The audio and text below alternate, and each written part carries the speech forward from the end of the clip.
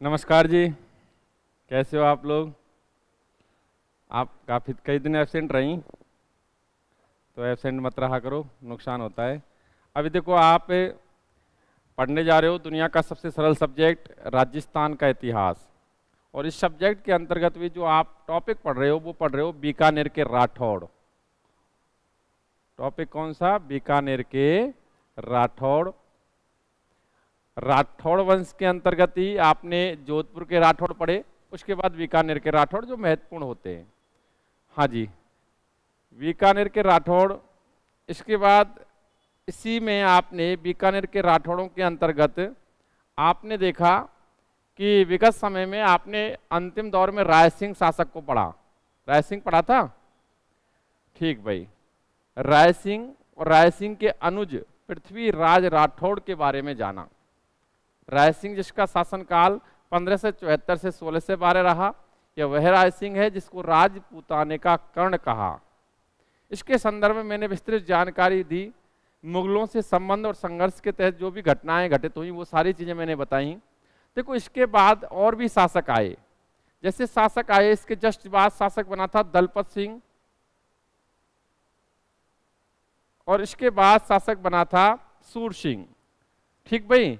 और उसके बाद शासक बना था कर्ण सिंह।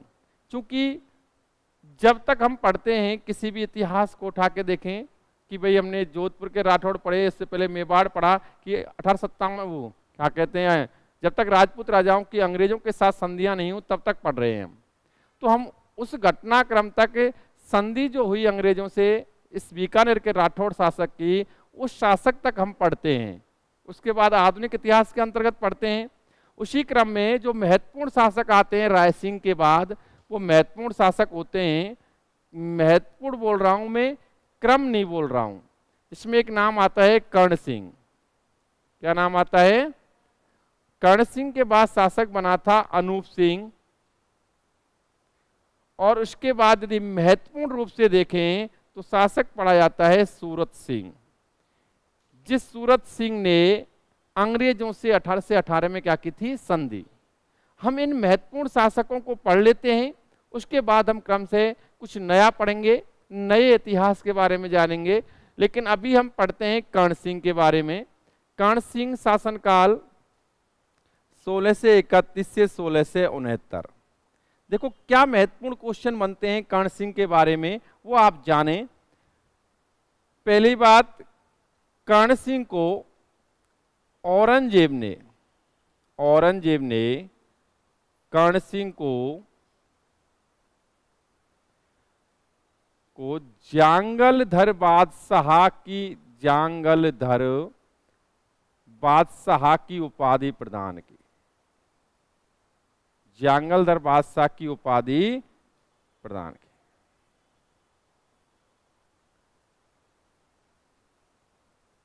ठीक भाई। जांगलधर की उपाधि प्रदान की। बादशाह इनके साथ नहीं लगेगा। जांगलधर की उपाधि प्रदान की थी। मैं आपको स्पष्ट कर दूं, किसको की थी? कर्ण सिंह को। ठीक भाई, ये चीज स्पष्ट रखना है। नेक्स्ट बात करें हम कर्ण सिंह के संदर्भ में, तो कर्ण सिंह की रचना, इसकी रचना जो निश्चित रूप से चर्चा का विषय बनती है, और वो है साहित्य कल्पद्रुम। इसने साहित्य कल्पद्रुम की रचना की थी। साहित्य कल्पद्रुम की रचना की थी किसने? कर्ण सिंह ने। समझना इसको। पहला मैंने पॉइंट बताया कि इसे जांगलधर शासक की उपाधि प्रदान किसने की थी? औरंगजेब ने। ठीक भाई। और इसके अलावा इसने जो रचना की थी वो किसकी की थी? कल्पद्रुम की, साहित्य कल्पद्रुम की। नेक्स्ट बात करें हम इसके संदर्भ में, तो बता दूं इसका दरबारी कवि हुआ, दरबारी कवि गंगाधर मैथिल। इस बंदे ने, गंगाधर मैथिल जो इसका दरबारी कवि था, इसने कर्णभूषण और काव्य डाकनी ग्रंथ लिखे। कर्णभूषण और काव्य डाकनी किसने लिखे थे? गंगाधर मैथिल ने, जो किसका दरबारी कवि था? कर्ण सिंह का। और कर्ण सिंह के बारे में यदि और भी आप जानना चाहें तो एक मतीरे की राड़, जो विगत समय में मैंने अमर सिंह राठौड़ के दौरान कराया था, मथुरे की राड़ जो युद्ध थी, युद्ध हुआ था, वो इस कर्ण सिंह से रिलेटेड था, बीकानेर का कर्ण सिंह और नागौर का अमर सिंह, जो मैं लिखा चुका हूं। ठीक भाई, इसके बाद ध्यान से सुनना, क्योंकि मैं इन शासकों के बारे में स्पीडली वर्क कर रहा हूं। नेक्स्ट बात करें तो मैंने बताया अनूप सिंह। अनूप सिंह शासनकाल देखें तो 1669 से 1698। अनूप सिंह के संदर्भ में जो क्वेश्चन बनते हैं तो इसे औरंगजेब ने, ध्यान से सुनना, औरंगजेब ने माही भारतेव की उपाधि प्रदान की उपाधि प्रदान की। हाँ जी, एक तो ये बन जाता है अनूप सिंह का शासनकाल, अनूप सिंह का शासनकाल बीकानेर चित्रकला का स्वर्णकाल कहलाता है। क्या कहलाता है? स्वर्णकाल। एक्चुअली आप राजस्थान की संस्कृति के तहत, कला व संस्कृति के तहत जो टॉपिक पढ़ेंगे राजस्थान की चित्रकला, उस समय आपको बीकानेर चित्रकला पढ़ाई जाएगी और निश्चित रूप से ये मारवाड़ स्कूल के अंतर्गत आती है। और मारवाड़ स्कूल के अंतर्गत जब बीकानेर चित्रकला पढ़ाई जाएगी, चित्रशैली पढ़ाई जाएगी, तब भी ये बात लिखाई जाएगी कि बीकानेर चित्रशैली का स्वर्णकाल किसका शासनकाल कहलाता है। तो आंसर क्या होगा? अनूप सिंह का। अच्छा, बीकानेर चित्रशैली की विशेषताएं बताओगे आप? विशेषता एक तो मथिरणा कला और एक उस्ता कला। उस्ता कला और मथिरणा का किस चित्रशैली की विशेषता रही? बीकानेर चित्रशैली की। ठीक भाई, शायद जानते होंगे दोनों चीजों को। उस्ता कला, मथिरणा कला नहीं जानते?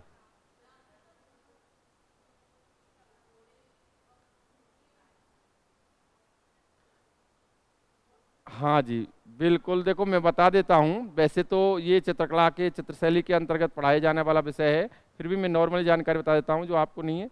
कि भाई अगर उस्ता कला की बात करें तो ऊंट की खाल पर, ऊंट की खाल से बने हुए पात्र पर किया जाने वाला सोने का चित्रण। ठीक भाई, ऊंट की खाल से बने हुए पात्र पर किया जाने वाला सोने का चित्रण क्या कहलाता है? उस्ता कला। पहली बात, ऊंट की खाल से बने हुए पात्र पर। अगर आपको इसको देखना है तो हिंदी ग्रंथ अकादमी की जयसिंह नीरज लेखक के रूप में किताब आती है राजस्थान की कला व संस्कृति, उसमें पीछे के पृष्ठों पर चित्र बने हुए हैं। उसमें हैसामुद्दीन उस्ता का चित्र बना हुआ है। वो एक पात्र है, जैसे पानी का सा पात्र होता है, वो ऊंट की खाल से, मृत ऊंट की खाल से होता है बना, और उस पर चित्रण कर रहा है जी, सोने का तार का चित्रण जो होता है। नेक्स्ट बात करें मथिरणा कला, तो गीले पलस्तर पर किए जाने वाला भित्ति चित्रण क्या कहलाता है? मथिरणा कला। जिसके और भी कई रूप होते हैं, जैसे आपने ग्रामीण परिवेश में आपने वो देखे होंगे बिटौरा, उस पर चित्र बना देते हैं, उसी का एक रूप होता है, मथिरणा कला का एक रूप होता है। जो एक्चुअली मथिरणा कला और उस्ता कला कहाँ की विशेषताएं? बीकानेर चित्रशैली की, जो आपको आने वाले समय में पढ़ाई जाएंगी। ठीक, बीकानेर चित्रकला का स्वर्णकाल किसका शासनकाल कहलाता है? अनूप सिंह का। और हम बात करें तो अनूप सिंह के समय ही आनंद राम ने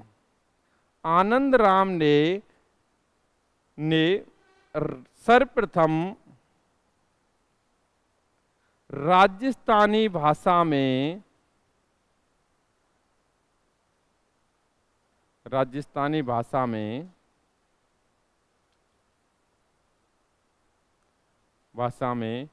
गीता का ट्रांसलेशन किया, अर्थात रूपांतरण किया था। गीता जो आप जानते हैं ग्रंथ के रूप में पढ़ी जाती है, उस गीता का ट्रांसलेशन राजस्थानी भाषा में सर्वप्रथम किसने किया था? आनंद राम ने। और किसके समय किया था? अनूप सिंह के समय। इसके अलावा हम देखें तो अनूप सिंह अपने दक्षिण अभियान के दौरान या दक्षिण में रहते हुए बहुत सारी मूर्तियां लेकर आया था। मूर्तियों का संग्रह किया था इसने, मूर्तियों का संग्रह किया था किसने? अनूप सिंह ने। और ये मूर्तियां 33 करोड़ देवी देवताओं का मंदिर, 33 करोड़ देवी देवताओं का मंदिर बीकानेर। कहाँ स्थित है? बीकानेर। इसमें ये मूर्तियां स्थापित करवाई। अर्थात दक्षिण में रहते हुए अनूप सिंह ने मूर्तियों का जो संग्रह किया था वो मूर्तियां कहाँ स्थापित करवाई? बीकानेर के 33 करोड़ देव देवताओं के मंदिर में स्थापित करवाई। आनंद राम ने राजस्थानी भाषा में गीता का ट्रांसलेशन सर्वप्रथम किया था, वो किसके समय किया था? अनूप सिंह के समय।